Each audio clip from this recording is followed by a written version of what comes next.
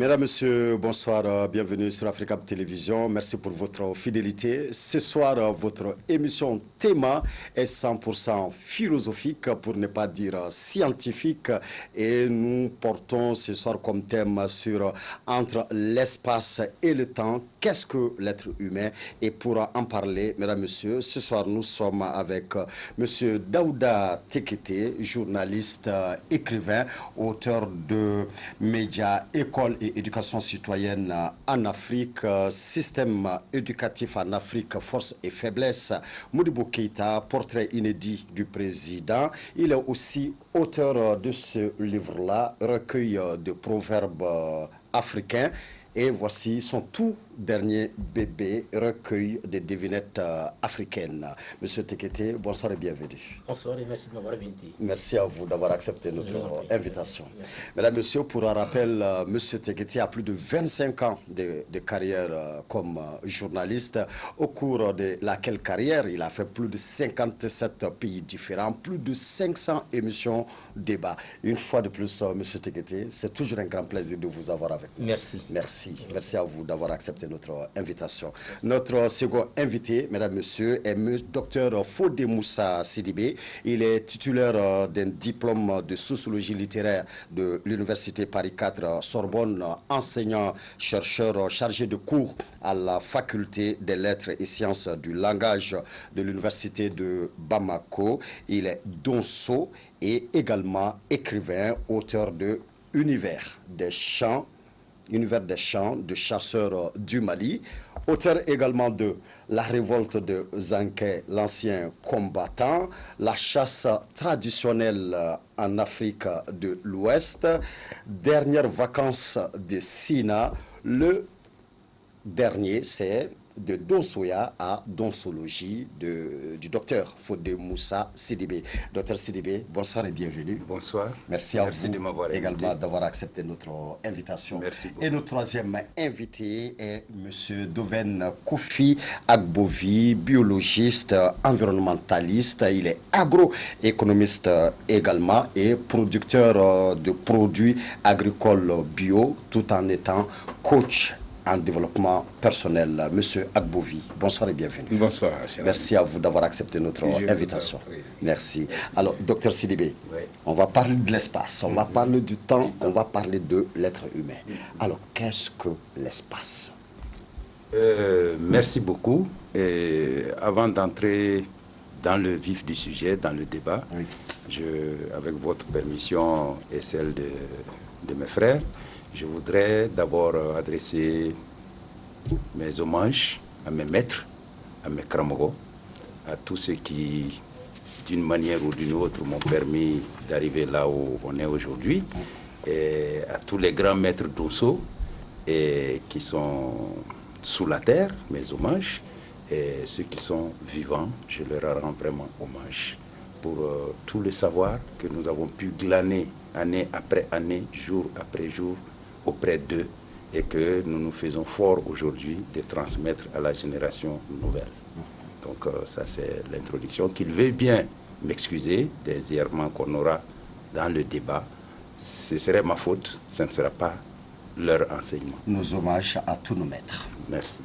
Donc quand on veut parler d'espace et de temps, il faut dire qu'en matière de définition, selon notre vision traditionnelle, l'espace est ce vide originel qui a toujours existé, dans lequel s'inscrivent les planètes, et dans ce vide-là se trouve notre Terre. Et le temps est cette donnée initiale, originelle, qui court depuis toujours et qui ne s'arrêtera jamais, selon la vision traditionnelle. Mais cette vision vient de la cosmogonie. La cosmogonie, Bamana naturellement. Ce qui est enseigné dans les sociétés d'initiation du Komo. Pour ceux qui ne savent pas, une grande société d'initiation où l'enseignement est donné de façon parcimonieuse, mais de façon très, très, très, très approfondie. Donc, selon cette cosmogonie Bamana, l'univers a été créé à partir de gland. Gland qui est le vide originel, dans lequel s'imprime, dans ce vide-là, s'imprime un mouvement, hein, le mouvement universel. Et c'est gland lui-même qui s'enroule autour de lui-même en 2 spirales de sens inverse. Et à partir de ce moment, il génère une force, une énergie que les Bamana appellent Zo. Comment? Zo. Zo. Zo. Z-O. Zo. Et ce Zo-là participe de l'esprit Yo. Qu'est-ce que l'esprit Yo? L'esprit Yo, c'est l'esprit universel. D'accord. C'est ce qui est au fondement de tout. Zo, c'est l'énergie universelle. L'énergie qui est au début de tout. Avant tout, c'est ce qu'il y avait. Selon cette cosmogonie. Et par vibration, cet esprit-là, vibration qu'on appelle en Bamana Yereyereli, c'est dans cette vibration-là que Zio a pu se déplacer dans l'univers et a créé dans les 4 points cardinaux les 4 mondes. Chaque point cardinal correspond à un monde. Le premier monde est le monde de l'Ouest, dont le symbole est l'air. On peut rentrer dans les détails après. Allons-y. Le deuxième monde est le monde du Nord, dont le symbole est la terre. Le troisième monde créé est le monde de l'Est, dont le symbole est le feu et qui est notre monde à nous. C'est dans ce monde-là que nous nous trouvons. Et le monde futur sera créé au sud, 4e monde, et qui sera le monde de l'eau. Et c'est cette eau-là qui va mettre fin à notre monde à nous pour que le monde de l'eau puisse se faire. Donc l'air, la terre, le feu et l'eau.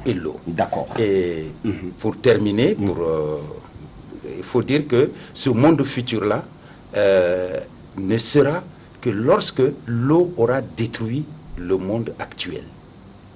Et à partir... Donc il y a 3 mondes. Il y a 3 mondes. Monde est à venir. Nous sommes dans ce monde-là, est le 3e monde. C'est pourquoi on dit avant l'eau, Djinien. Djinien. C'est pourquoi on est dans Djinien. Notre Djinien, c'est l'eau qui va mettre fin. Nous sommes avant l'eau. L'eau va venir. Donc c'est pourquoi notre monde s'appelle Djinien.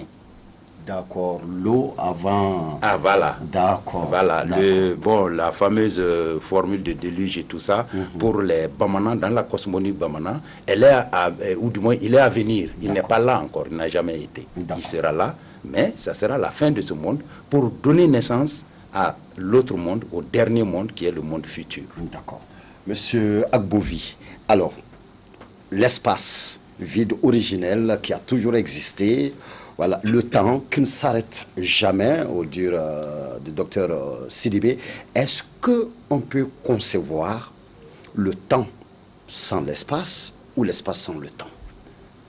Ok, je vous remercie. Tout d'abord, je veux rendre mon hommage à la direction générale de Africable, que je suivais depuis longtemps. Merci. Et un peu partout aussi dans le monde.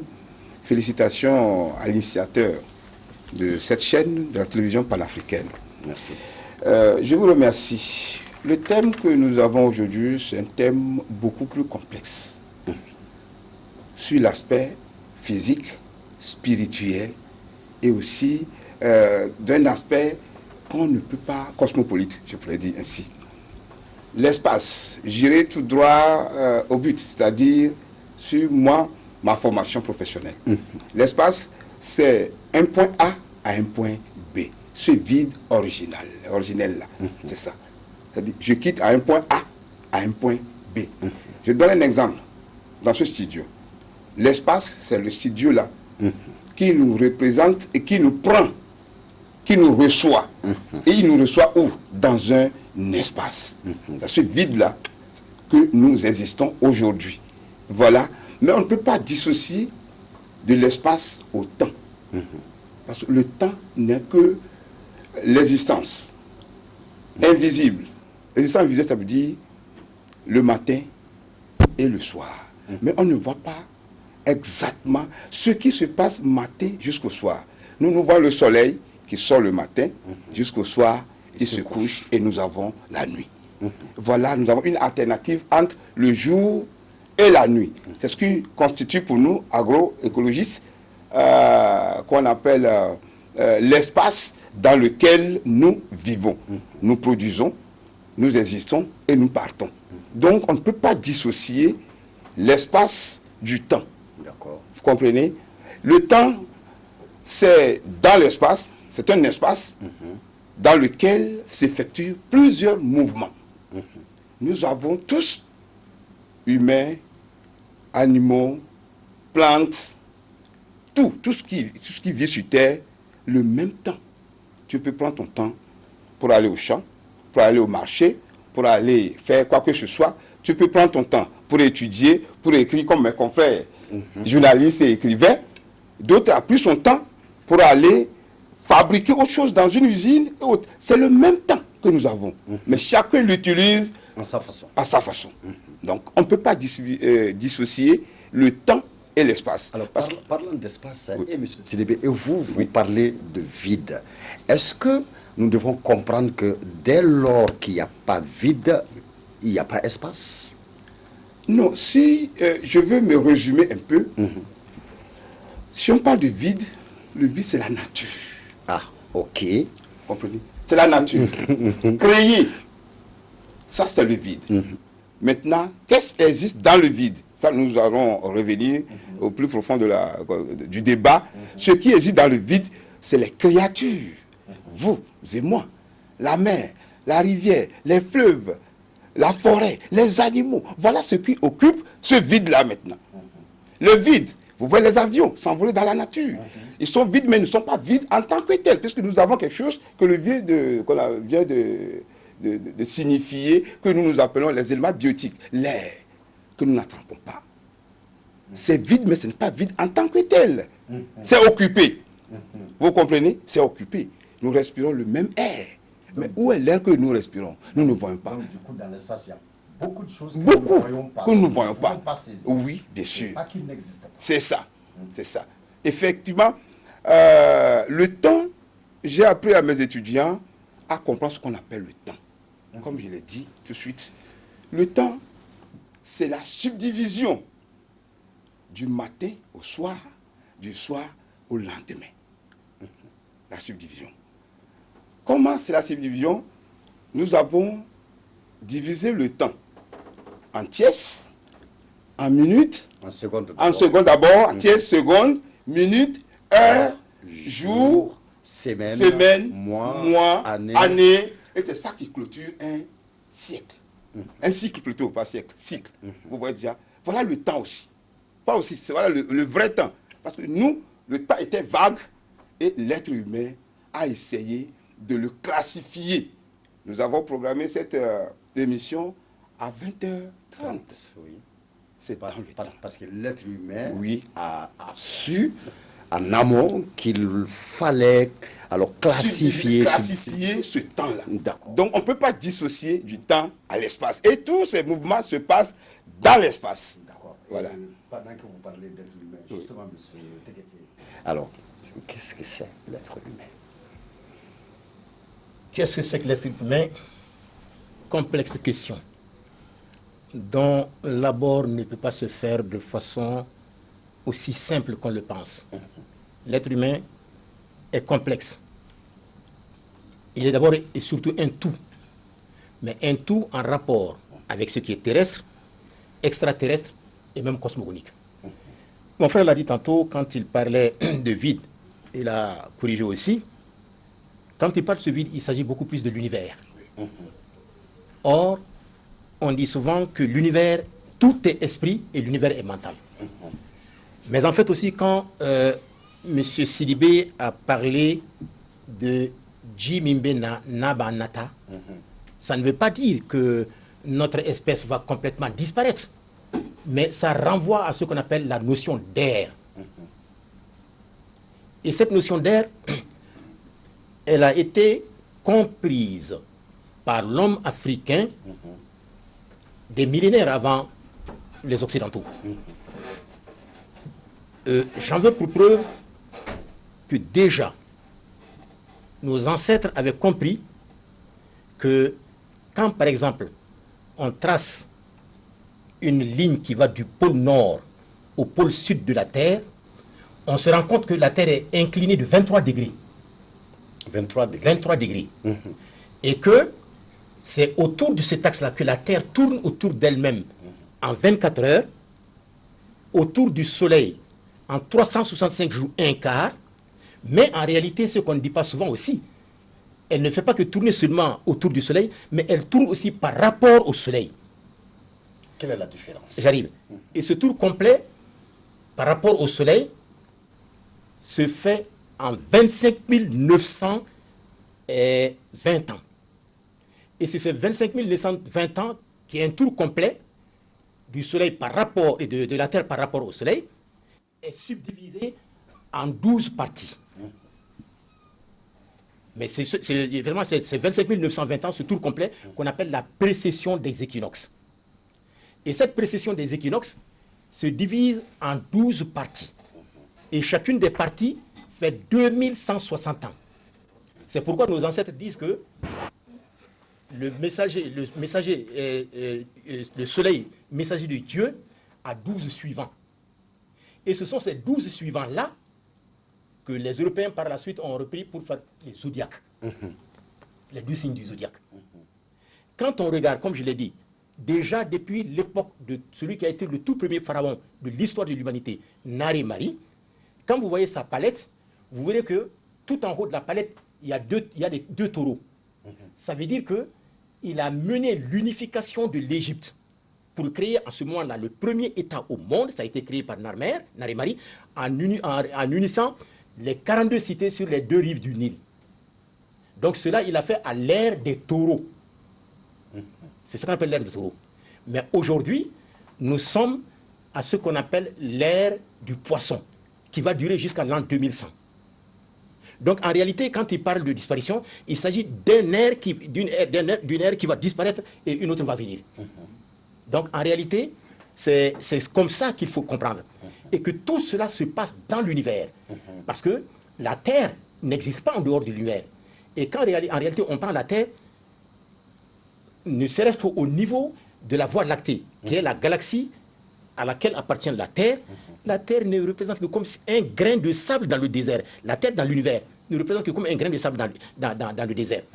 Donc ça veut dire que nous ne sommes absolument rien sans l'univers, et nous devons comprendre aussi que ce n'est pas l'humanité qui a tissé la toile de l'univers, elle n'en constitue qu'une partie, et tout ce que nous faisons contre cet univers-là, nous le faisons contre nous-mêmes.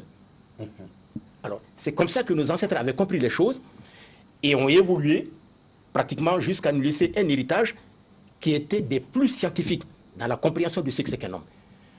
En réalité, l'homme, comme vous me dites de parler de cela, l'homme, contrairement à ce qui se dit souvent, il n'est pas composé seulement de ces trois entités que souvent on raconte, comme par exemple l'âme, le corps et l'esprit. Très souvent, c'est ce qu'on nous a dit. Mais en réalité, nos ancêtres nous ont enseigné, et cela, c'est une approche beaucoup plus holistique de ce qu'est l'homme pris dans sa dimension socio-biologique. L'homme, en réalité, quand on le prend comme tel, il y a 9 éléments ontologiques, 9 éléments ontologiques qui caractérisent l'homme. Et si vous le voulez, pour ne pas oublier, je vais les citer, je vais les dire, et en expliquant aussi ce que c'est. Donc le premier ontologique, d'après nos ancêtres, c'est le jet, ou sable, qui est le corps physique.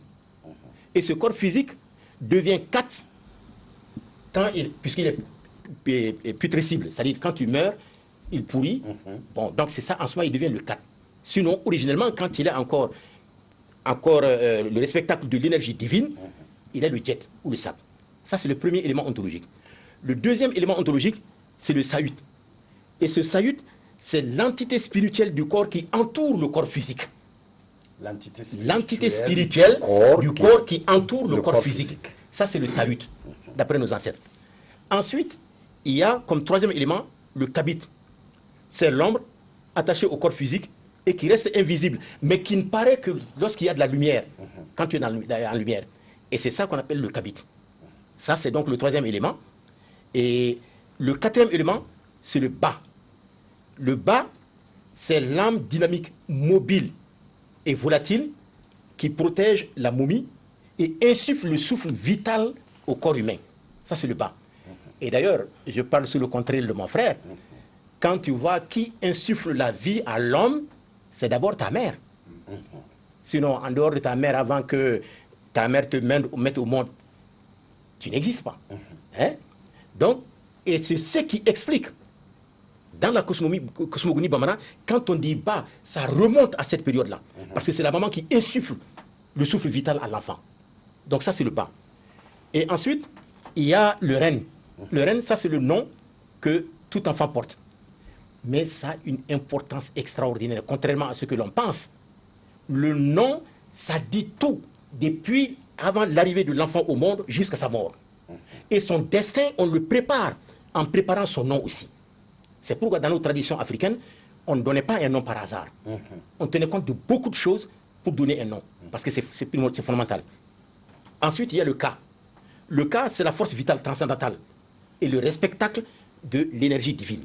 Comme par exemple, toi, tu as ton énergie qui est différente de celle de Fodé Moussa, qui est différente de celle de Diouara, etc. Donc, l'énergie divine que nous avons en nous, chacun de façon individuelle, c'est ça le Ka. Et chaque être humain a là. Ensuite, il y a le Ibé. Le Ibé, c'est le cœur, mais pas le cœur en tant qu'organe, mais c'est le cœur en tant que siège de la conscience intime, comme le siège de la pensée, le siège des intentions et des émotions qui se manifestent à travers le corps physique. C'est ça, le cœur, du point de vue de nos ancêtres. Le siège de la conscience intime. Voilà. Ensuite, il y a le Sekem. Ça, c'est la force irrésistible qui protège. Chacun de nous a une force irrésistible qui, ou selon ton orientation, selon ta façon d'agir, ou te protège, ou te détruit. Donc, c'est cette force-là que nos ancêtres ont appelée le Sekem. Et enfin, il y a le Ak ou Ak. Ça, c'est l'esprit lumineux et impérissable, immortel. Harni Sara Alebetu quoi. Donc ce sont ces 9 éléments ontologiques, en réalité du point de vue de nos ancêtres, qui constituent ce qu'on appelle l'homme pris du point de vue de sa dimension socio-biologique. Et cet homme-là, ouais. Alors, quand est-ce qu'il a vu le jour? Où et comment? Bon. Oui. Avant de continuer, ce que mon frère vient de développer par rapport aux 9 éléments ontologiques de l'homme, de l'être humain, qu'est-ce que c'est devenu chez nous aujourd'hui? Parce que ça, c'est depuis les origines. C'est ce qu'il a expliqué depuis nos ancêtres les plus éloignés. Et depuis la première langue que nous avons utilisée, les dénominations depuis la première langue. Mais dans nos langues aujourd'hui, qu'est-ce que nous avons? Selon la cosmogonie, selon les Bamana, selon, etc., dans la cosmogonie Bamana, on dit l'homme, ce n'est pas ce que nous voyons et ce que nous définissons, ce qu'on nous apprend à l'école française, ce n'est pas ça l'homme. Chez nous, on a gardé certains éléments fondamentaux de ce que M. Teguete vient de donner, expliquer, mais on dit généralement ici, ce qu'on a retenu et qui a cours jusqu'à aujourd'hui, ça veut dire qu'on n'est pas trop loin de nos ancêtres, on a gardé 6 éléments, 6 principes, qu'on appelle les 6 principes spirituels de l'être humain, de la personne humaine. Parmi ces 6 principes, on a retenu le Fari, qui est le corps. Fari qui veut dire chaud, qui est notre corps, l'enveloppe charnelle, qui est constituée de chair, qui est constituée d'eau, qui est constituée d'os. Et ce Fari-là est lié aux autres éléments, dont principalement le Ni, qui est l'âme. L'âme qui anime le corps, qui lui permet d'aller et de venir, et l'âme qui se nourrit de ce qu'on appelle le Ninakili, c'est-à-dire l'appel à l'âme, qui est l'air en fait. L'appel à l'âme qui est l'air. Donc c'est ce qu'on dit Ninakili, qui appelle ce que l'air appelle. Et à partir du moment où l'âme, le Ni, arrête de faire cet appel-là, le corps se refroidit, et c'est ce qu'on appelle Saya. Dès lors que ça s'est arrêté, c'est Saya. Mais avant ce Saya, on a le Dja. Le Dja, que nous traduisons par ombre, image, etc. Mais ombre, image, ça c'est, le Dja constitue 3 parties. Carrément. Il y a 3 sortes de Dja. Nous avons d'abord image, ombre, qu'on appelle Djanaloma. quand on vous photographie, une fois, c'est l'image et c'est fini. La position que vous adoptez, vous aurez toujours cette position sur la photo. Oui. Et c'est à mort. Ce qu'on est en train de faire aujourd'hui, on est en train d'enregistrer. Bon, le produit fini, difficilement on pourra... Voilà, donc c'est le Djanaloma qu'on est en train de prendre. Il est idiot parce qu'il ne fait que reproduire les mouvements de la personne humaine, du corps, du fari. Tu lèves la main, il lève la main. Ça, c'est le Djanaloma. Mais à côté de ce Djanaloma, il y a le Djani Kekun. Djani Kekun, qui est l'intelligence, qui est la conscience, qui nous permet d'avoir accès à l'espace dont on a parlé tout à l'heure. C'est le Djani Kekun qui nous donne la conscience qu'on est dans un espace donné. On a chaud, on a froid, on a peur, Djatigera, le Dja s'est coupé, Djapana, le Dja s'est soulevé, Djasigira, le Dja s'est posé. Donc ça c'est notre conscience en réalité et même notre intelligence. L'intelligence. Donc à côté de ce Dja, on a ce qu'on appelle le troisième Dja qui est le Djaba, le grand Dja, le vrai, qui est le double de la personne humaine. Et ce double de la personne humaine-là n'a pas besoin d'avoir une présence partout. Quand nous allons par exemple voir nos somas, les féticheurs, ils travaillent sur ce Dja-là. Quand ils voient ce Dja-là, les Djaba, on travaille sur ça, c'est ce qu'on voit. Et à partir de ce Djaba, on peut tracer on peut parler de votre tante qui n'est pas là, c'est vous qui êtes là. On peut parler de votre oncle, de votre grand-père qui est décédé il y a 50 ans. C'est le Djaba qui transmet toutes ces informations-là. Ce n'est pas... Et dans certains pays, quand on regarde par exemple au Togo, Bénin et tout ça, avec le vaudou, ils travaillent sur le Djaba. D'accord. Et on a vu le vaudou dans les îles, eux, ils ont même des poupées. Des petites poupées qui représentent la personne. C'est le Djaba qu'on transfère. Que ça représente en fait. Ça, c'est le double de la personne. Ça, c'est les trois sortes de Dja. Mais à côté de ces trois types, le Fari, le Ni, le Dja, il y a le Téré. Le Téré, comme tous les Maliens le savent, toute notre existence presque est fondée. Nos rapports, nos relations avec l'autre sont fondés sur le Téré. Bon, qui peut être bon ou mauvais. Et ça, une partie du Téré est donnée à l'enfant par les parents. Donc, le Téré des parents, il le donne à l'enfant. Et l'enfant acquiert les autres parties du Téré selon le jour de naissance. Le jour de naissance donne un Téré parce que chaque jour a son Téré aussi. Parce que ce qu'on n'a pas dit, c'est que le soleil ne se couche pas pour revenir demain. Non. Dans la vision africaine, ce n'est pas le même soleil qui revient demain. C'est un autre soleil. Il y a 1 milliard de fois que le soleil se lève. Chaque fois, c'est un nouveau soleil qui est différent de celui qui était là. 1 milliard de fois. Donc le soleil n'est jamais le même. Le jour n'est jamais le même jour. On a beau structurer, comme on a dit tout à l'heure, pour dire lundi, mardi, mercredi, jeudi, vendredi, etc. 7 jours de semaine, 5 jours de semaine, 3 jours de semaine. Il ne revient jamais. Les jours ne sont jamais identiques. Ça, c'est la création c'est le créateur qui le fait. Il ne crée jamais la même chose 2 fois. Il crée une seule fois. Donc ça, c'est le Téré. À côté du Téré, il y a le Nyama, qui est le 5e principe spirituel. Le Nyama, qui sort de l'âme.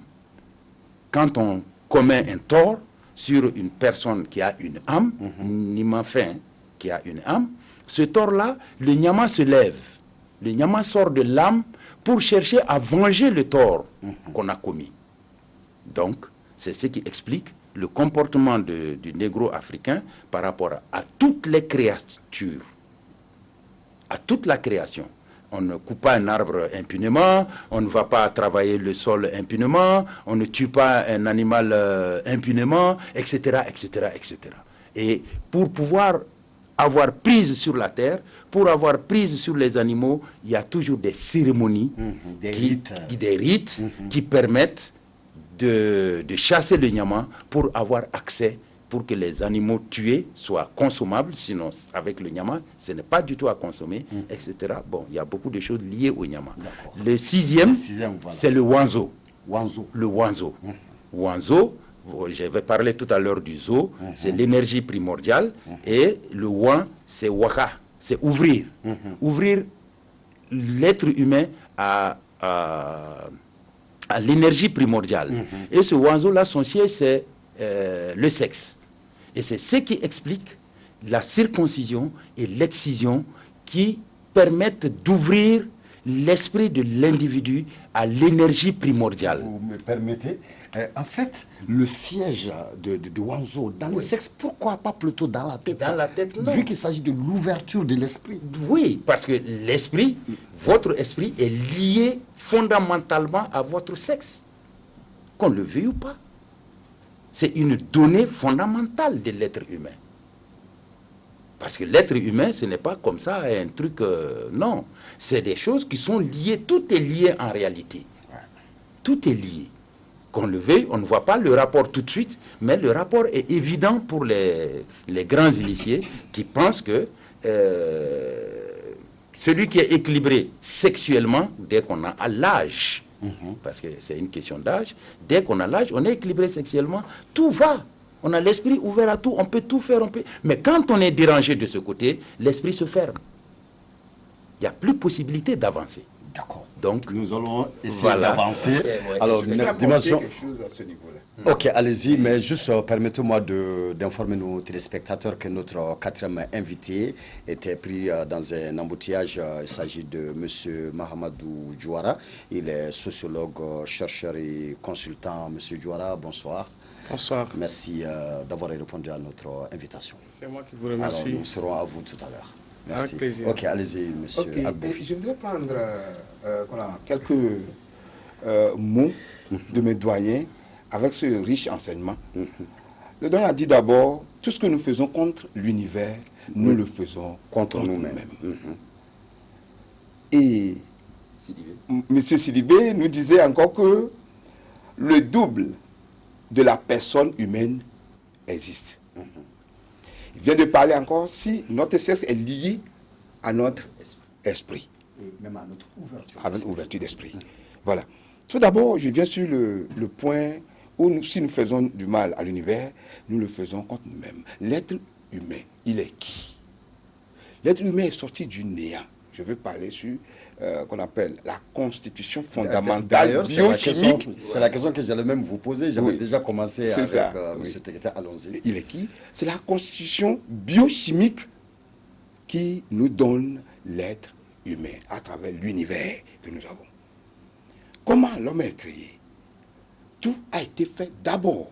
La terre, le ciel, le vent, le soleil, l'eau. Tout est déjà posé. Il est venu tout trouver là. Il est venu tout trouver. Mais comment il a été créé? D'après ce que les anciens nous ont dit, l'homme a été modelé par la patte du sable et soufflé en lui le souffle de vie. Je reviens sur le double, la double personnalité de l'être humain.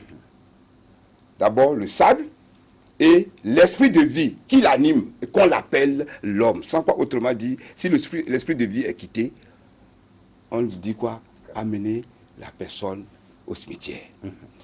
Je reviens ici encore pour dire que nous sommes constitués du sable. Est-ce que c'est ce même sable-là que nous sommes constitués avec cet esprit-là? Le sable, non, mais le sable, oui, mais non. L'esprit, oui, le même. Pourquoi? Parce que tout ce qui sort de terre, c'est de ça l'homme est constitué. Je voudrais parler de la papaye, la banane, le manioc, l'igname, bref, tout ce que l'être humain consomme sur la planète Terre. C'est ce qui nous permet d'avoir les cellules que nous avons, la spermatozoïde, et aussi qu'on appelle les ovules chez la femme. Et la combinaison de ces deux éléments que le doyen vient de parler, la double personnalité, vient qu'on appelle du mâle et du femelle. Les deux s'associent. Les deux deviennent un seul corps. Voilà le mystère de la création de l'être humain. Les deux deviennent un seul corps. Mais d'où ce seul corps-là vient de l'univers, de la Terre.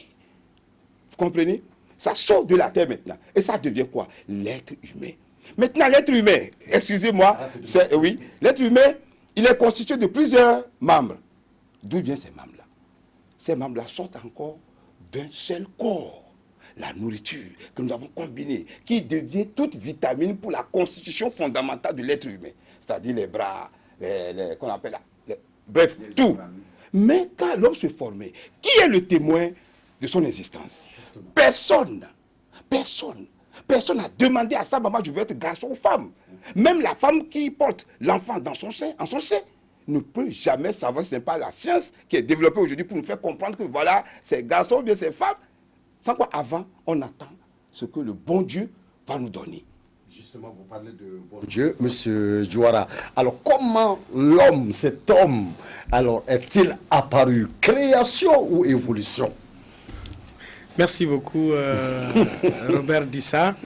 Permettez-moi de saluer autour de la table mes aînés et professeurs.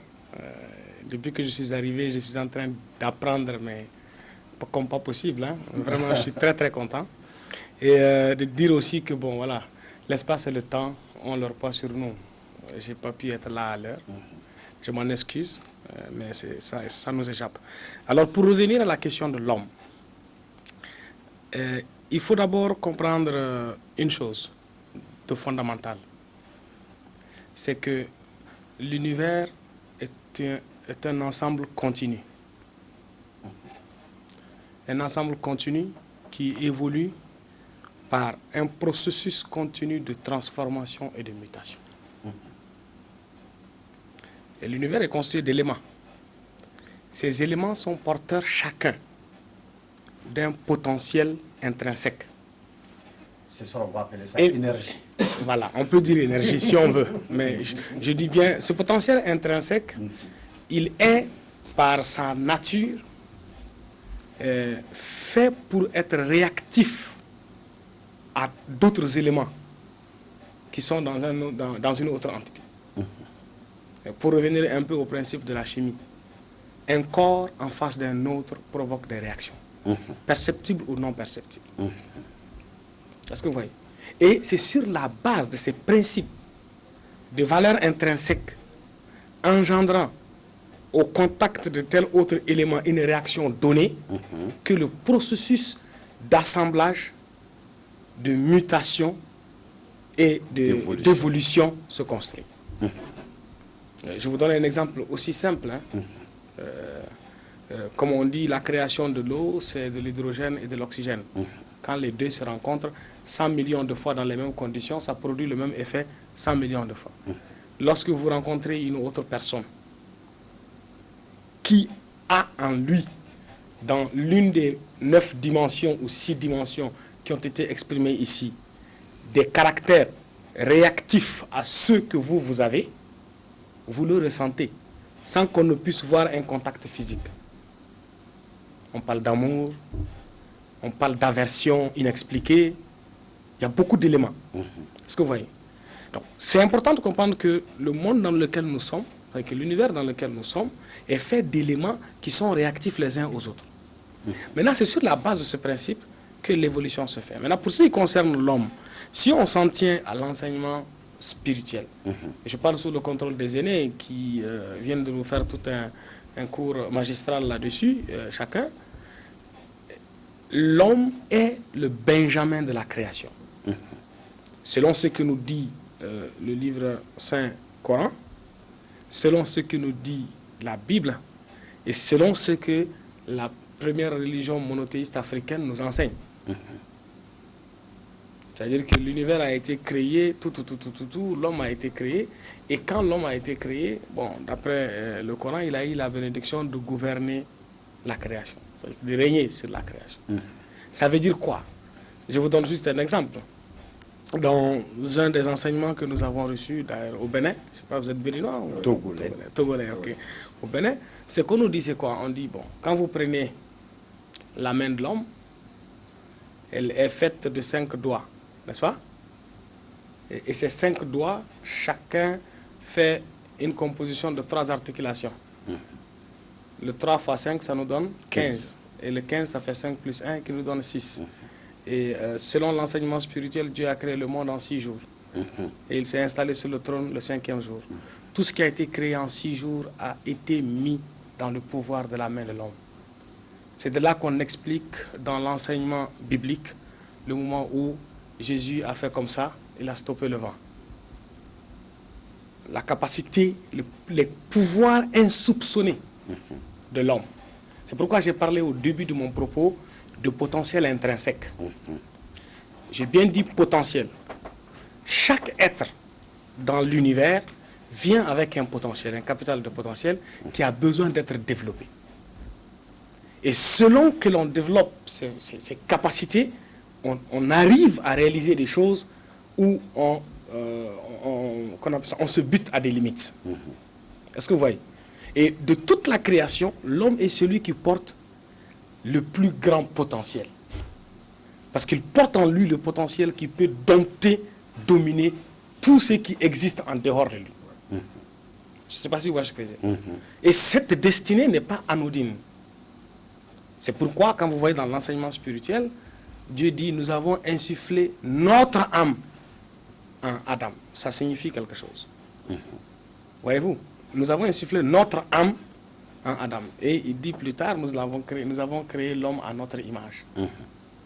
En fonction des attributs. D'accord. Voyez-vous. Donc, bref, l'homme est naturellement une création, mais comme toute création, il est le fruit d'une évolution. D'accord. Voilà. Monsieur Teguete, tout a été mis dans la main de l'homme. Mais là, ce soir, on parle du temps, de l'espace. Quel impact ces deux entités peuvent avoir sur l'homme, selon vous? Est-ce que ces deux entités impactent l'homme? Bon, je pense que nous devons parler de façon à situer les choses dans une certaine corrélation. Tout à fait. Dans une certaine corrélation, dans la mesure où, en essayant d'avoir une approche que moi je dirais de façon prosaïque cartésienne, nous allons faire faux. Pourquoi? Parce qu'on ne peut pas dissocier l'homme de l'espace et du temps. D'accord. Et l'espace du temps aussi ne peut pas être dissocié de l'homme que nous sommes. Pourquoi? Ça ne veut pas dire que l'espace et le temps n'existent qu'en l'homme. En dehors de l'homme, l'espace et le temps existent. Mais l'homme ne peut pas exister en dehors de l'espace et du temps.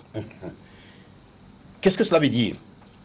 Ça veut tout simplement dire que quand on prend l'homme tel qu'il est, en tant que création et créature, il a évolué dans le temps et dans un espace géographique donné. On sait par exemple aujourd'hui de façon certaine que toutes les sciences, quelles qu'elles soient, sont unanimes à reconnaître que l'Afrique est le berceau de l'humanité. La science aujourd'hui, par les preuves génétiques, archéologiques, anthropologiques, géographiques et des textes anciens, confirme cela. Alors, qu'est-ce que cela veut dire? Ça veut dire qu'en réalité, l'homme est né dans le cadre africain, d'abord. Et dans ce cadre africain, il n'est pas né comme ça, il n'est pas venu d'un rien. Il n'est pas venu tel qu'aujourd'hui il est. Il a évolué, il y a eu des transformations qui se sont opérées en lui pour qu'il soit aujourd'hui ce qu'il est. Les preuves dans ce sens, c'est quoi? C'est que aujourd'hui, quand on regarde les progrès réalisés dans la lecture scientifique des formules chromosomiques et également la biologie du développement qui relie le programme génétique aux modifications que les êtres ont connues, on comprend aisément aujourd'hui l'évolution que les grands singes apparentés à l'homme ont connue. Qu'est-ce que je veux dire? Je veux dire par rapport à cela que du point de vue des théories scientifiques, il y a 65 millions d'années, il n'existait sur Terre que les dinosaures. Mais à la suite d'une collision entre la Terre et un astéroïde, les dinosaures ont disparu et les petits mammifères ont émergé. Maintenant, parmi ces petits mammifères, l'orang-outan, le gorille, le chimpanzé et l'homme ont un ancêtre commun parce qu'ils ont 5 chromosomes identiques qu'ils ont hérités de l'ancêtre commun. Donc, mais après, 15 millions d'années plus tard, alors il y a la lignée des orang-outans qui s'est séparée des trois, c'est-à-dire gorille, chimpanzé et homme. Et ces trois, la lecture chromosomique a montré qu'ils ont 11 chromosomes identiques et seulement 7 chromosomes mutés. Ça, c'est aujourd'hui une certitude scientifique établie. Mais c'est seulement il y a 10 millions d'années que la lignée des chimpanzés, qu'on appelle les panines, et la lignée des hommes qu'on appelle les hominidés, se sont séparés. Et maintenant, avec cette séparation, il y a précisément 7 millions d'années que la première espèce du genre hominidé est apparue. Scientifiquement, c'est établi. Et cette première espèce du genre humain, ces fossiles ont été découverts dans le désert de Djoura au Tchad. Et il a été daté de 7 millions d'années. Et il a été découvert par une équipe d'anthropologues tchadiens et français qui était dirigée par Michel Brunet, qui était un anthropologue de l'université de Poitiers. Et c'est cette espèce-là que le président tchadien a appelé Toumaï. Et Toumaï, dans une langue tchadienne qu'on appelle le Goran veut dire espoir de vie. Donc ça, c'est fait en Afrique. Et maintenant, c'est ce Toumaï-là qui a évolué 4,2 millions d'années plus tard pour donner naissance aux premiers australopithèques. Et l'australopithèque, autant pour moi, l'australopithèque le plus ancien, c'est l'australopithèque amenensis, dont les fossiles ont été découverts au Kenya. Il a évolué de 4 millions d'années à 3,8 millions d'années. Et également, on a découvert des fossiles de ce même australopithèque en Éthiopie et en Tanzanie. Donc ça veut dire que c'est dans cette région des Grands Lacs que les descendants de Toumaï ont évolué et progressivement se sont transformés. Maintenant donc, l'évolution de ces australopithèques a donné naissance à une nouvelle espèce du genre humain, précisément il y a 2,5 millions d'années, et ça c'était l'Homo habilis. Et ce Homo habilis, les fossiles ont été découverts également dans la même région des Grands Lacs, Tanzanie, Kenya, Éthiopie, etc. Et c'est 2 millions d'années plus tard que ce Homo habilis a donné naissance à l'Homo erectus, l'homme droit, qui a commencé à se tenir droit pour marcher. Et ces fossiles ont été découverts dans la même zone. C'est à partir de ce moment que ce Homo erectus a commencé à sortir du continent africain. Mais tous les autres continents qui ont été habités après, il a disparu, parce que les conditions n'étaient pas propices à son évolution. Mais c'est seulement en 1967 que, toujours dans la même région des Grands Lacs, précisément en Éthiopie, dans la vallée du Hadar, qu'on a découvert le crâne de Homo 1 et Homo 2, qui sont en fait les Homo sapiens que vous et nous sommes actuellement. On n'est pas Homo sapiens. Homo sapiens sapiens. Homo sapiens sapiens, c'est ce que je veux dire. Donc en fait, ça veut dire que l'évolution du genre humain, depuis Toumaï, la première espèce du genre Homo, jusqu'à l'Homo sapiens sapiens, s'est déroulée exclusivement en Afrique. Mais c'est ce Homo sapiens qui est sorti, ce Homo sapiens sapiens qui est sorti pour la première fois il y a 100 000 ans, parce que lui, il a existé 200 000 ans, il est né il y a 200 000 ans en Afrique. Et c'est 100 000 ans plus tard qu'il est sorti pour aller pour la première fois hors de l'Afrique, et c'était en Asie.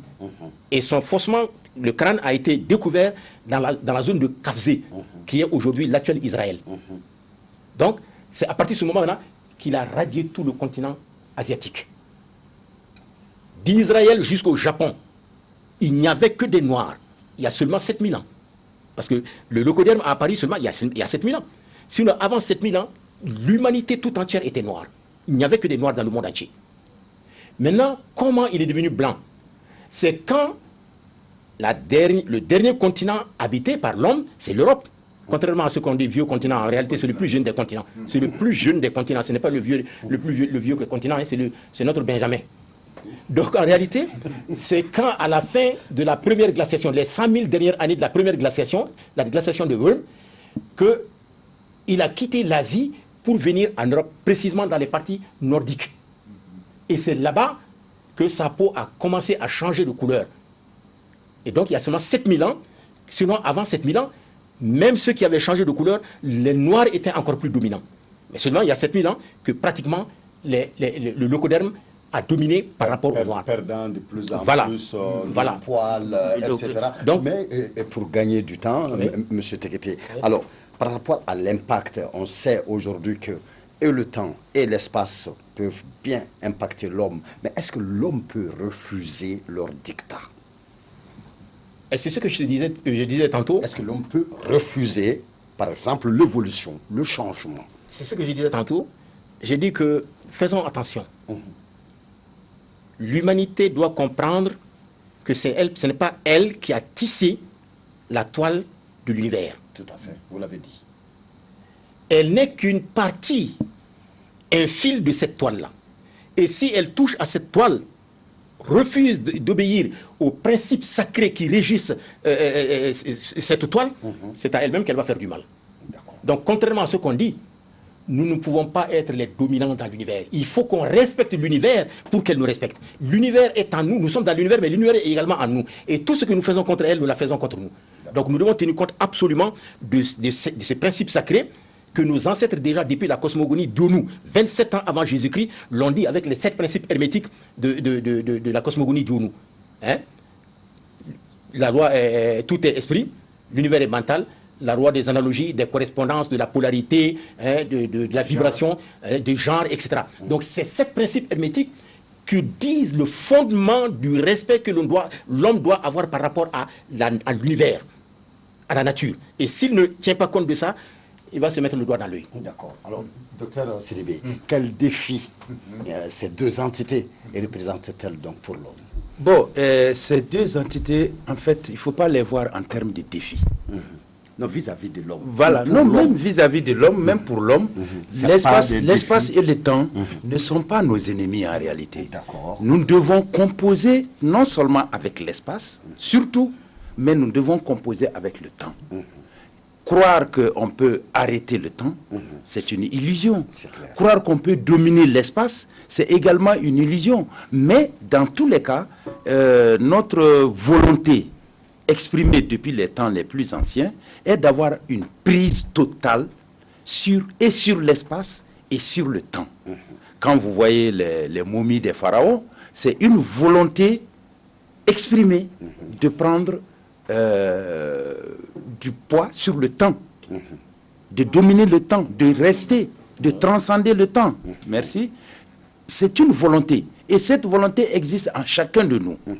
On naît, on grandit, on vieillit, on essaie toujours de continuer de ne pas mourir, de rester jeune, toujours, des sources de jouvence, ceci, des sources de cela. C'est pour que le temps n'ait pas une prise sur nous. Nous pouvons y faire quelque chose, mais nous ne pourrons jamais tout faire et dominer le temps. Et il en est de même de l'espace. On nous parle de villages interplanétaires, de villages planétaires, de ceci, de cela. Mais tout ça, c'est une volonté de domination de notre espace. Et malheureusement, comme Tekete l'a dit tout à l'heure, c'est à nous de prendre soin, non seulement du temps, sur lequel nous n'avons pas beaucoup de prise d'ailleurs, mais notre espace de vie, d'avoir une certaine conscience que notre vie, notre existence dépend fondamentalement de notre espace de vie, de notre microcosme de vie, parce que c'est tout petit. La Terre est toute petite dans l'univers, l'homme est tout petit dans l'univers, et ce que nous occupons, notre pays, le Mali, c'est un grand pays, mais c'est un petit pays dans le monde. Quand on prend la superficie du monde, c'est tout petit. Donc c'est à chacun, à son niveau, de prendre soin de son espace de vie, que ce soit tout petit, comme l'a dit notre frère Agbovi tout à l'heure. Ce studio, c'est notre espace où on va passer du temps. Il a fallu que cet espace soit agréable, qu'il soit, etc., pour que l'émission puisse se tenir. Et cet esprit-là doit nous habiter partout. Et ce qui nous amène justement à l'écologie sacrée que nos ancêtres ont toujours développée. Tout est sacré pour que nous puissions vivre dans cet espace-là. C'est ce qui nous renvoie à l'écologie sacrée, justement, et qui nous amène à respecter la nature, à respecter les créatures les plus minimes, à les avoir à l'œil, à les entretenir s'il le faut, parce qu'on en a besoin. Tout ce qui est sur cette terre a le droit d'être là, non seulement le droit d'être là, mais peut servir à l'homme. À une utilité. À une utilité. D'accord. C'est cela. Monsieur Agbouvi, alors on ne parlera pas de défis parce que ce n'est pas des entités ennemies d'après le docteur Sidibé, mais est-ce qu'on peut parler de responsabilité? Oui, bien sûr. On peut parler de responsabilité. Je m'en vais vous dire que rien ne se crée, rien ne se perd, tout se transforme. Lavoisier. Si Dieu nous a il faut permis... ajouter Lavoisier. Oui, Lavoisier. C'est pas Lavoisier. Lavoisier. Nos ancêtres de l'Égypte pharaonique ont dit ça 27 siècles avant Lavoisier. Merci. D'accord. 2700 ans. Oui. Il faut nous dire que si on nous a substitués au Créateur, vous comprenez, il dit j'ai tout fait, je vous donne cette nature, je vous donne tout ce que j'ai mis là-dedans, mais je fais de vous moi-même, c'est-à-dire le savoir. Voilà l'image que moi je vois de mon Dieu. Voilà, je fais de toi moi-même. Raison pour laquelle l'homme est capable aujourd'hui de pouvoir s'envoler dans le ciel. Raison pour laquelle l'homme peut marcher sur l'eau. Raison pour laquelle l'homme peut aller au sous-sol et ressortir. Parce qu'il a fait de nous lui-même. Il a enfoui tout ce que nous avons ici dans le sol. Votre veste, qu'on appelle jolie veste, est sortie du coton. Le coton est sorti d'où?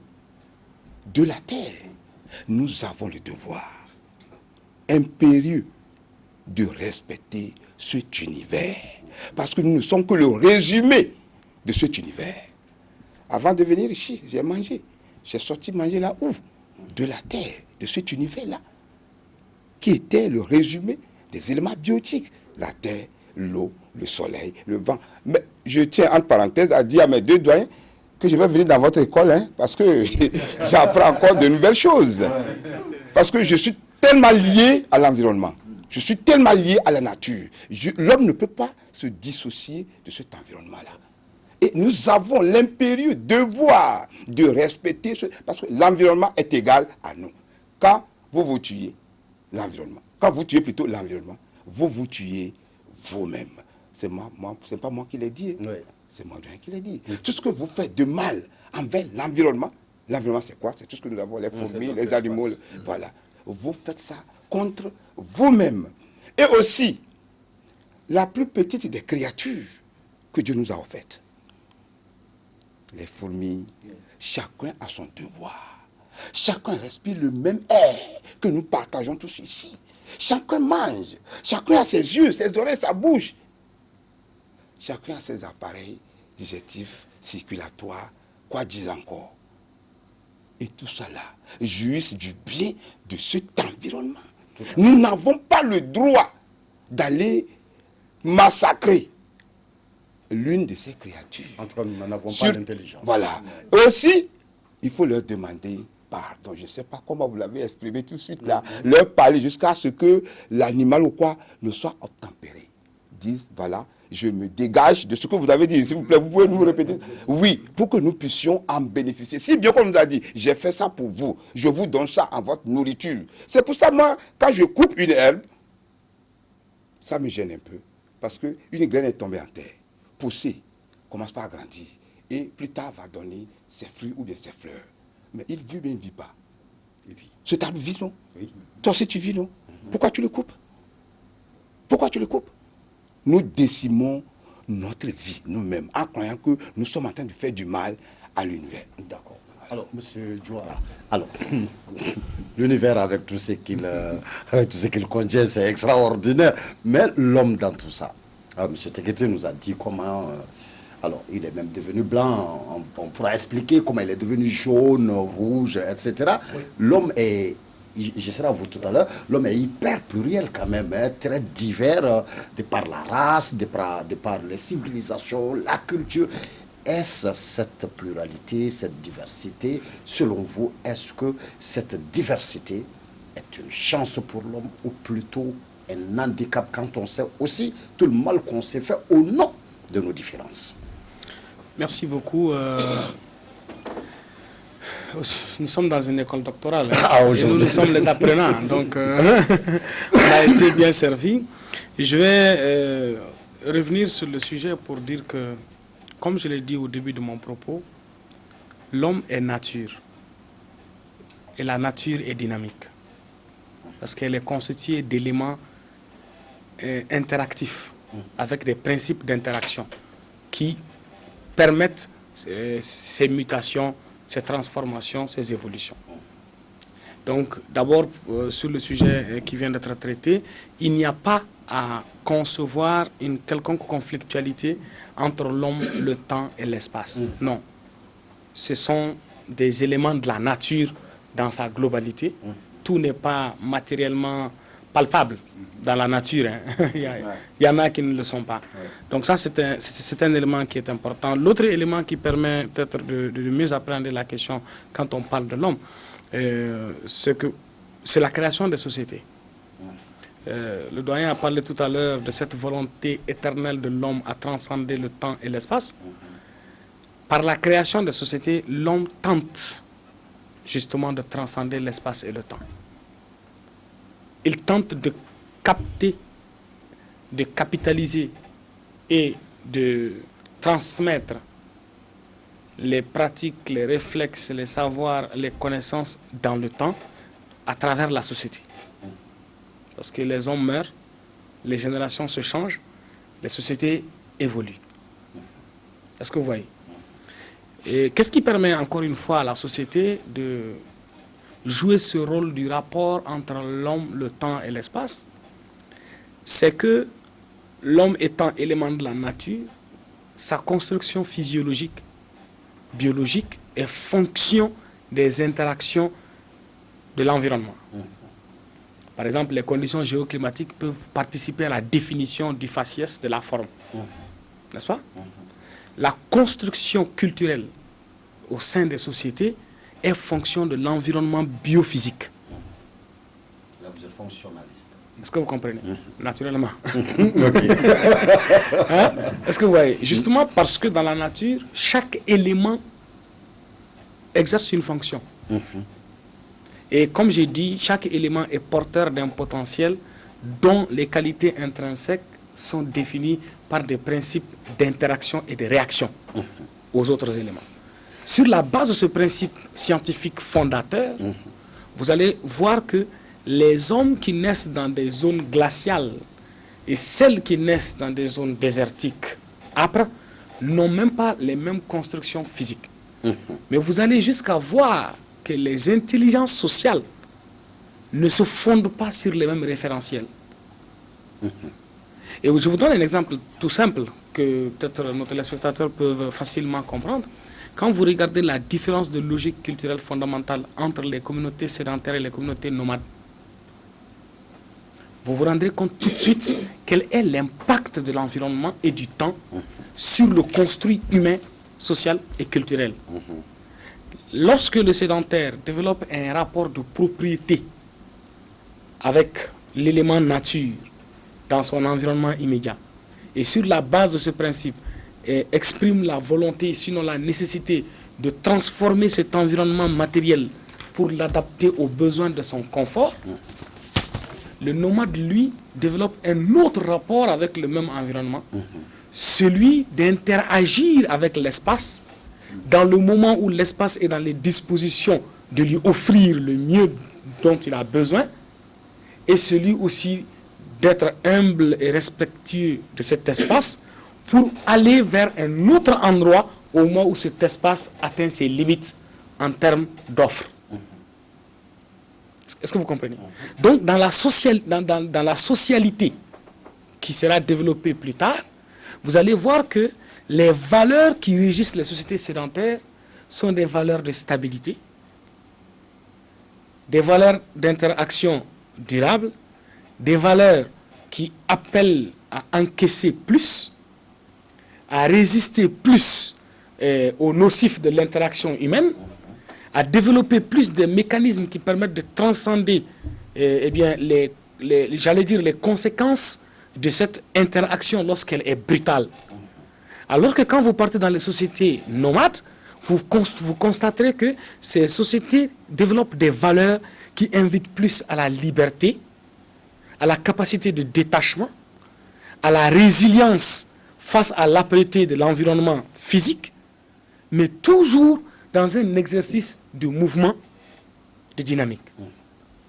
Et très souvent, lorsque nous nous retrouvons dans la définition du tout commun qui nous permet de vivre ensemble dans une nation, sur les principes, nous avons une lecture différente. Est-ce que vous voyez? Ça, ce n'est qu'à notre échelle. Justement, en fait, j'aurais aimé que vous prononciez justement sur cette pluralité, cette diversité. Justement. Voilà, est-ce une chance ou un problème, un handicap? Absolument, En la définitive. pluralité et la diversité constituent une véritable chance pour l'humanité. Et comme vous voyez, la nature elle-même, elle est riche et belle parce qu'elle est diverse. C'est ce qui lui permet d'avoir une gamme diversifiée d'offres à donner à chacun de ces éléments. L'humanité également est diverse. Et cette diversité humaine n'est pas un fait de démarrage, comme l'a dit le doyen. L'homme a connu une évolution dans le temps. Cette évolution a été commandée par les éléments de son environnement qui, eux-mêmes, ces éléments, ont connu une évolution. Mais par contre, je reste toujours avec vous, M. Touara. Par contre, quand on regarde cette diversité, imaginons le nombre de crimes contre l'humanité commis alors sous l'égide de la diversité. Les religions ont fait tuer combien de gens? Les idéologies politiques différentes ont fait tuer combien de gens? Les luttes de civilisation, de culture ont fait tuer combien d'êtres humains? Malgré tout ça, Peut-être une chose qu'il faut que vous reteniez, et je pense que c'est bon, c'est important d'avoir le courage de ces opinions-là. Nous avons construit, depuis une certaine époque dans l'histoire de l'humanité, une certaine phobie de la violence. Et par cette phobie de la violence, nous avons normativisé en faisant de la violence quelque chose d'abominable. Mais il n'y a pas d'existence sans violence. La nature elle-même, par essence, dans sa dynamique fondatrice, est violente. L'homme, fruit et élément de cette nature, ne peut être exempté de cette violence. Seulement, dans la construction sociale, pour les besoins de la société et selon les valeurs et normes qui émergent de la société, on crée les conditions de moralisation de cette violence. C'est pourquoi le monopole de cette violence, généralement, est détenu par des acteurs que la société a suffisamment outillés pour être apte à en user et s'abstenir d'en abuser.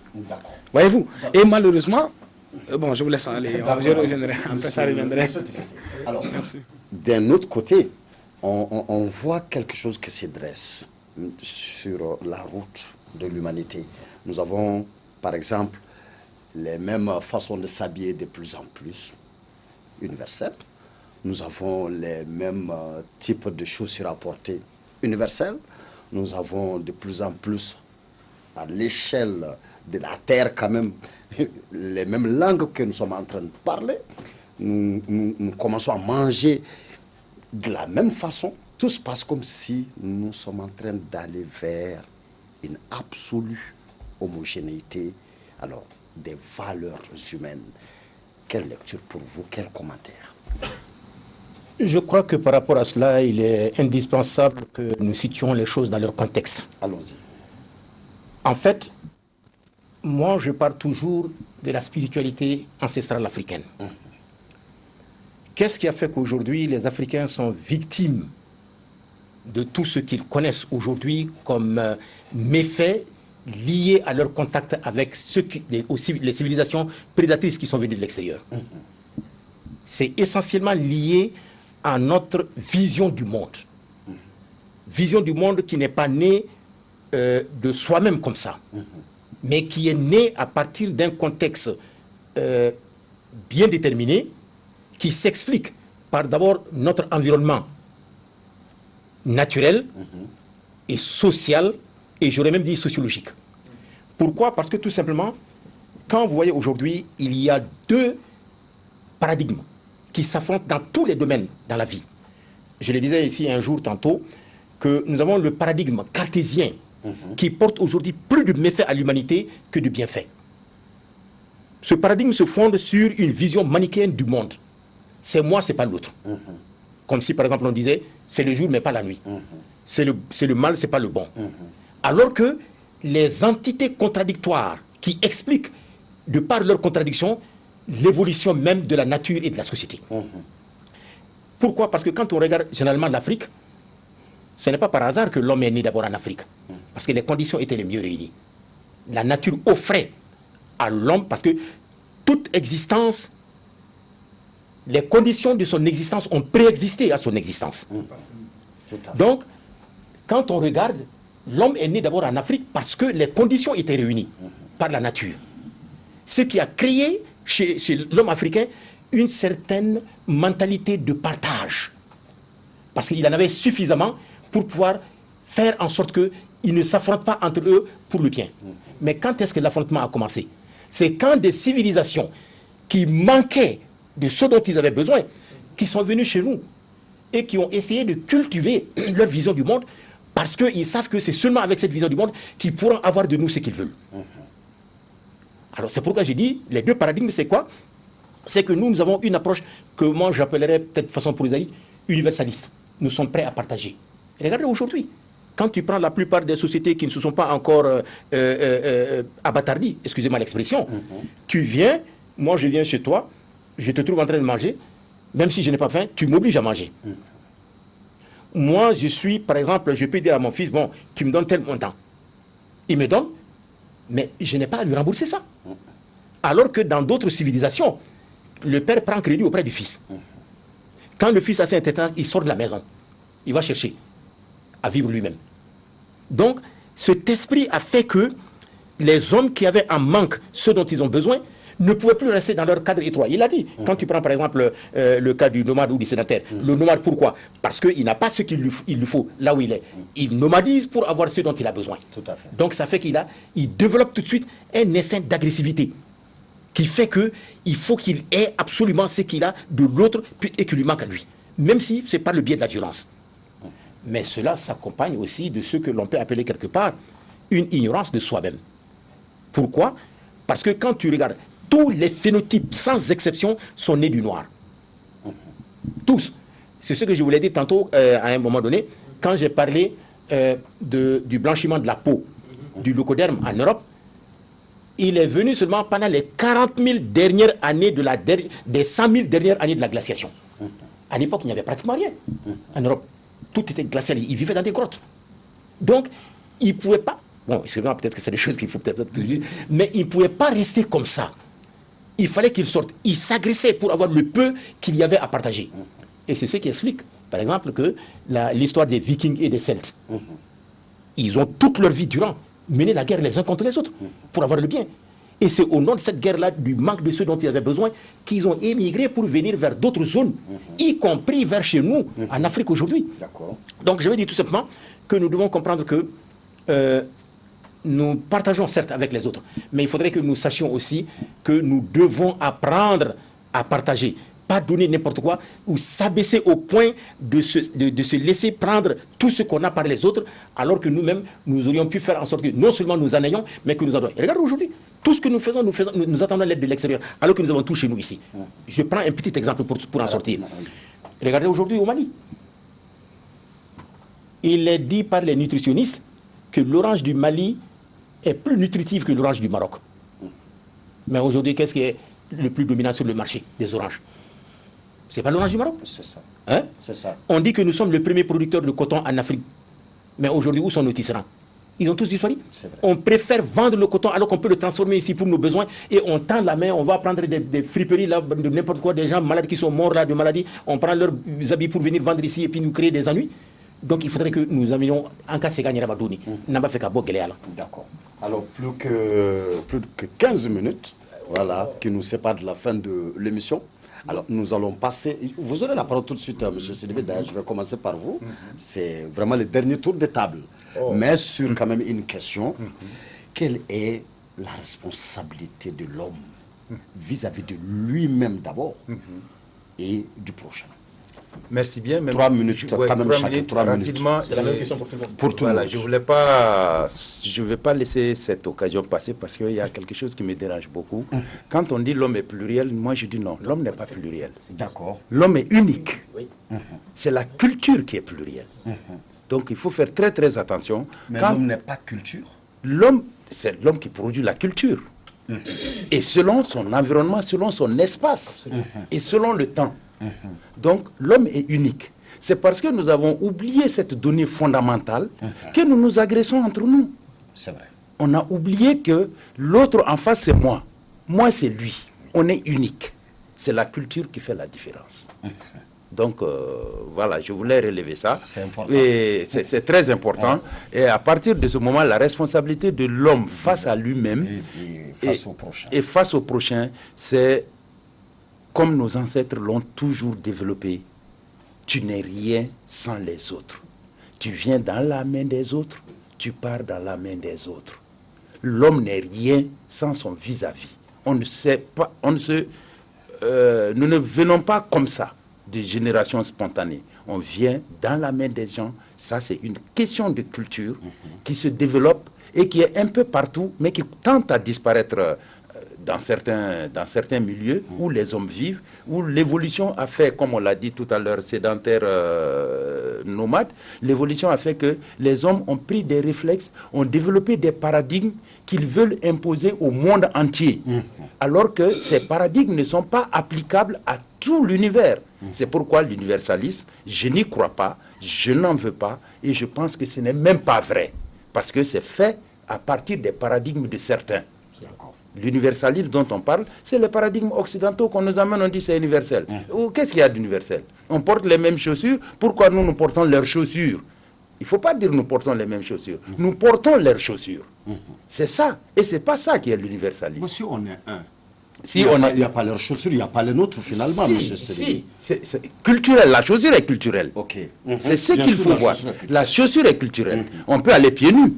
Si on ne veut pas porter la chaussure de l'autre, le jour où on pourra faire ses propres chaussures, on les portera. Mais non, on préfère dès l'abord prendre la chaussure de l'autre et porter. Donc, porter atteinte à sa propre culture. C'est ce que Tekete essaie d'expliquer. Le coton, tout ça, c'est parce que on laisse le côté culturel. On pense que la culture, c'est le dernier de la famille, alors que la culture, c'est le départ de tout. C'est fondamental. Et regardez la constitution de nos gouvernements. Le ministre de la Culture est le dernier des ministres. Il vient en dernière position. Bon, alors que la culture devrait être transversale.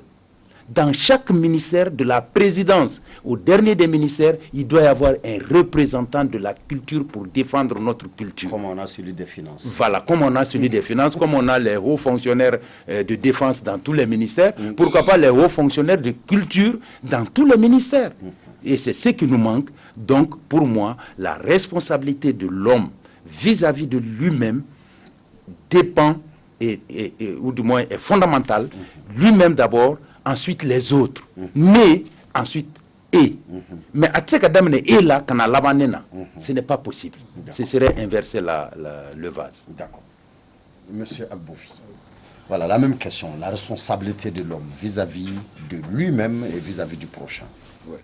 Bon, moi, je suis un peu écœuré et outré par rapport aux ajustements des uns et des autres. Puisque Dieu nous a créés même. Quelqu'un a 2 têtes sur cette terre? Non. À 4 mains? Non. À 6 pieds? Non. Nous avons une diversité culturelle, biologique, sociologique, et je pouvais dire humaine, qui transcende entre elles, qui s'entrechoquent entre elles. Vous comprenez? Tu ne peux pas exister sans l'autre. Vous comprenez? Je ne peux pas sortir... Bon, je suis toujours dans mon domaine agro. Je ne peux pas sortir quelque chose de terre sans l'eau. Vous comprenez? Et si l'eau est là, je ne peux pas sortir quelque chose de terre sans le soleil. Nous sommes dépendants des uns des autres. Vous comprenez? Si je dis je suis outré, ça veut dire que je ne comprends pas pourquoi. C'est toujours nous, on nous dit, attendez, on vient vous faire ça, et puis on accepte attendre. Qu'est-ce que l'autre a et moi je n'en ai pas? Tu en as même plus que lui. Oui, Et on l'attend comme ça. On vient nous faire comprendre que c'est comme ça, c'est comme si. Mais c'est comme si nous, on est là. Oh, je disais à mes étudiants que nous devons faire travailler tous nos membres. Dieu a fait les pieds pour marcher. Il a fait la main pour attraper, travailler. Il a fait les oreilles pour entendre. Si tu fais comme ça, tu ne vas pas entendre. Mais si tu fermes tes yeux, tu ne vas pas voir. Tu fermes tes yeux, tu ne peux pas respirer.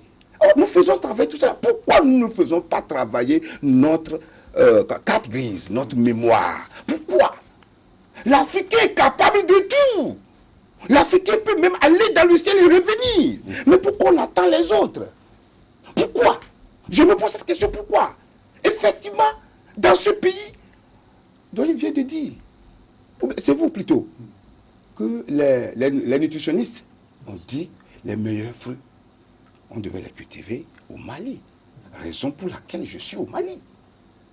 Pour avoir les meilleurs fruits, D'accord. il faut la biodiversité. Je vous en prie. D'accord. La biodiversité biologique, c'est quoi? Le soleil, la terre et ses composants. Vous comprenez? Ces deux éléments vous favorisent à avoir les meilleurs fruits. Vous voyez l'Israël? D'accord. Israël où? Dans le désert. Et c'est lui qui sort les meilleurs fruits au monde. Le Mali doit sortir les meilleurs fruits au monde. Vous partez les fruits glacés. L'un des meilleurs soleils. Ah bon? Merci, monsieur Agbouvi, pour ces cris de cœur. Alors, monsieur Diawara. 3 Ok. minutes. 3 minutes, hein, chrono. C'est chaud. Hein? Alors, je vais commencer par dire ceci. Je vais, avec votre permission, citer Émile Durkheim qui disait, dans les formes élémentaires de la vie religieuse, il dit, entre Dieu et la société, il faut bien choisir. Mais ce choix me laisse assez indifférent, car je ne vois en la société que la divinité. Je ne vois en la divinité que la société transposée et transfigurée symboliquement. Parce que dans l'esprit de cette phrase, il pose le principe que la société dispose de tous les attributs, en tout cas conférés à Dieu. Dans sa conception, l'omniprésence, l'omnipotence, l'omniscience. Et cela me permet de glisser pour aller vers une des dispositions qui est dans l'enseignement africain originel. Quand on commence, on dit « Sodon, Djiridon, Yeredon de Nyokonte ». Il faut commencer d'abord par se connaître. Mais se connaître, c'est aussi connaître son environnement. Parce que simplement, on n'existe pas sans les autres. Quand vous regardez dans la socialisation primaire, on vous apprend que vous êtes le fils d'eux. Vous êtes le neveu d'eux. Vous êtes le voisin d'eux. Vous êtes le cousin d'eux. En fait, vous n'êtes jamais sans être quelque chose par rapport à autre chose. Je ne sais pas si vous voyez ce que je veux dire. Donc, la connaissance de soi impose la connaissance de son environnement. Pour dire que la responsabilité de l'homme découle justement du rapport qu'il est censé avoir avec l'environnement immédiat. Parce que, comme vous le savez, nul ne choisit où il naît, quand il naît, avec quel problème ou quel élément de l'environnement il coïncide, de qui il naît, dans quelle culture il atterrit, quel capital de connaissance sera le terreau qui va construire sa conscience. C'est autant d'éléments, et encore moins, pour paraphraser, pour faire recours au doyen, de quel héritage génétique il disposera. Donc, pour dire que quand vous existez dans un environnement, vous devez détecter, rapidement, vous devez détecter quel est le potentiel dont vous êtes porteur qui peut agir sur cet environnement dans le sens des besoins de la société à laquelle vous appartenez. C'est de là que va la responsabilité. Maintenant, pour conclure, j'ai parlé de la nécessité du savoir, parce que comme vous le voyez même dans la religion, la première sourate révélée au prophète, c'est Ikra bisma rabbika al-a'la. Lis au nom de ton Seigneur. Pourtant, on sait que c'était un prophète illettré. Il ne s'agissait pas de lire un livre imprimé avec des écritures comme nous le connaissons. Il s'agissait de lire le livre de la nature. Et c'est pourquoi dans le Coran, à plusieurs reprises, on dit que des signes dans le ciel et sur la terre pour ceux qui sont doués d'intelligence. Merci, monsieur Diawara. Monsieur Tekete. Oui, 3 minutes. D'accord. Moi, je pense qu'il est vraiment grand temps que nous cessons de nous regarder avec les yeux des autres. Tout aujourd'hui chez nous en Afrique est fait à partir d'une vision extérieure à l'Africain. Tout est fait à partir de ce qu'on nous impose et que nous croyons les choses les mieux indiquées pour que nous sortions des problèmes dont nous souffrons. Nous le disons tous les jours nous-mêmes que la meilleure des connaissances est la connaissance de soi. Mais pourtant, rien n'est fait pour permettre, pas seulement aux enfants, parce que même les adultes ont besoin d'apprendre, mais rien n'est fait aujourd'hui pour nous permettre de revenir à nous-mêmes, de nous connaître, de savoir que nous sommes le peuple originel de l'humanité. Aucun peuple au monde n'a existé avant le peuple noir. Tout ce qui aujourd'hui est considéré comme des éléments de la civilisation universelle sont tous nés en Afrique. Sans exception. Nous avons été les premiers à manger, à préparer des choses pour nous manger. Nous avons été les premiers à nous habiller. Nous avons été les premiers à voyager. Nous avons été les premiers à construire des maisons. Nous avons été le premier à créer dans le monde un calendrier qui aujourd'hui encore est utilisé, mais de façon plagiée et inopérante. Pourquoi?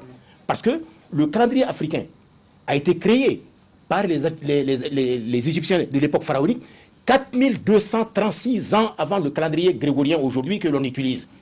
Et ce calendrier était beaucoup plus scientifique, beaucoup mieux en rapport avec non seulement la société, mais également les astres que le calendrier d'aujourd'hui. La preuve, c'est nous qui avons dit pour la première fois que l'année, on le divise en 12 mois. Que le mois, nous le divisons en 30 jours. Et que l'année fait 365 jours, un quart. C'est nous qui avons été les premiers à dire ça. Et quand, en l'an 47 avant Jésus, César est venu avec sa légion agresser l'Égypte, il est parti avec comme butin le calendrier.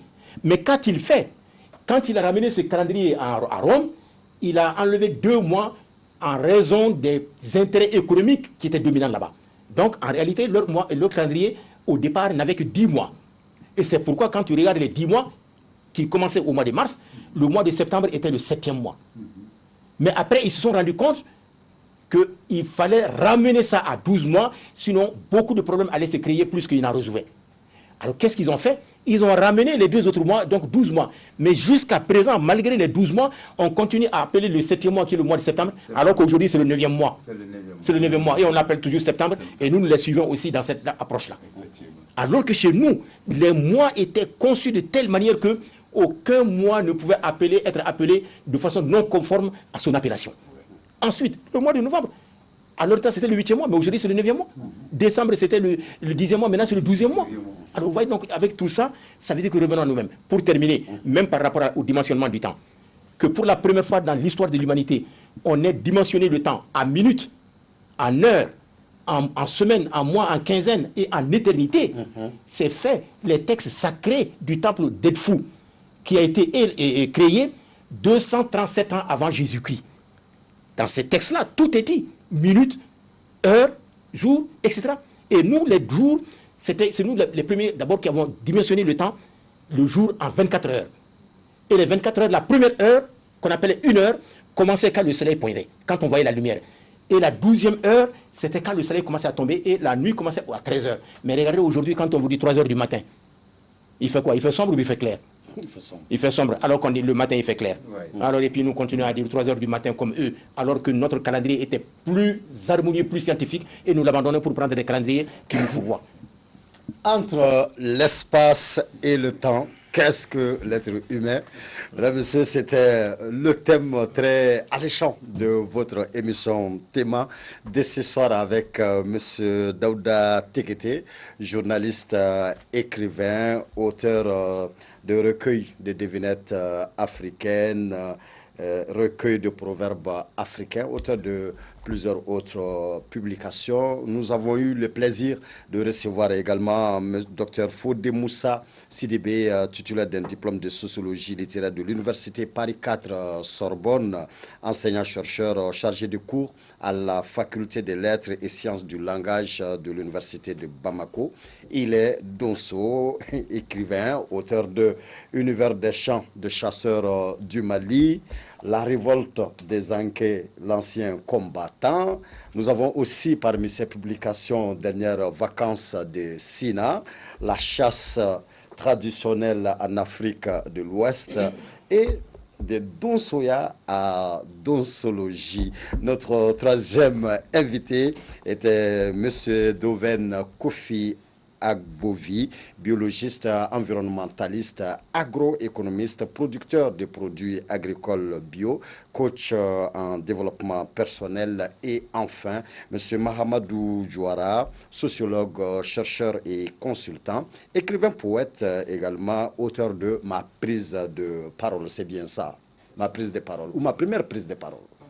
Ma prise de parole. Alors, mesdames, messieurs, pour ma part, ce fut quand même un agréable plaisir. Il faut que moi aussi, je philosophe un peu. Alors, imaginons-nous seulement le monde. Le monde sans personne, seulement nous. Par exemple, moi seul, je suis dans le monde. Il n'y a aucun autre être humain. Mais tout m'appartient. À quoi ça va me servir? Ça me servira absolument à quoi? Sans vous, je ne suis rien. Mais de grâce à moi aussi, est-ce que... Ok, donc c'est ça, je suis vraiment très content pour cette émission. Portez-vous bien, passez un excellent week-end.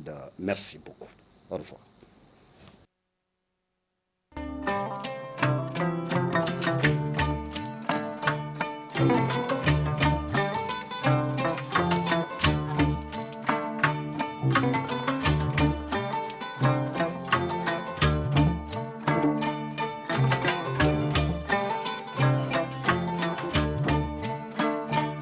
Thank you.